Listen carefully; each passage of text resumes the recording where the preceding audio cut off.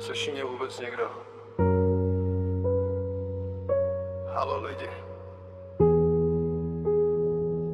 Jen ticho odpovídá. Sloka Enzo. Ticho má váhu, co se nedá unést. Některý dny jsou jen čekání na konec. Noci se táhnou, myšlenky řežou. Učím se žít s tím, že věci bolí, i když mlčej. Neptám se proč, už nehledám vinu.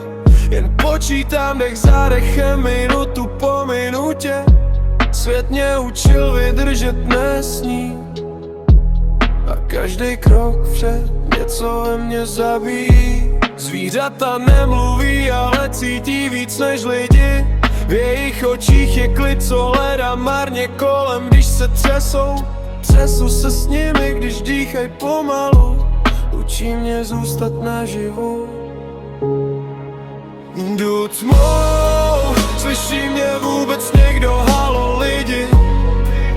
Jen stíhou, co mě drží při zemi, nevolám o pomoc, jen stojím dál.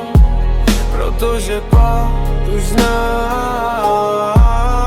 Jdu tmou, slyší mě vůbec někdo, halo lidi.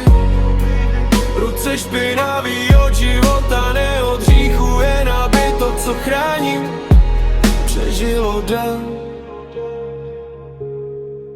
Nechci lidi soudit, radši léčit, co nemluví, ale cítí každou vteřinu víc. Krev na rukách není špína, je důkaz snahy, že život má cenu, i když bolí a mlčí. Někdy svět ztrácí směr a hlas a já zůstávám, když všichni jdou pryč. Ne pro slávu, ne pro prachy, jen proto, že někdo musí zůstat a cítit víc. Když nemluví, poslouchám víc. Když se bojí, zůstávám blíž.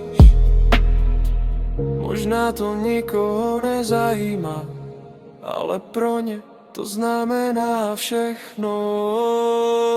Některý sny se neplní, jen přežívaj. Stejně jako já, noc za nocí potichu nečekám odměnu ani klid.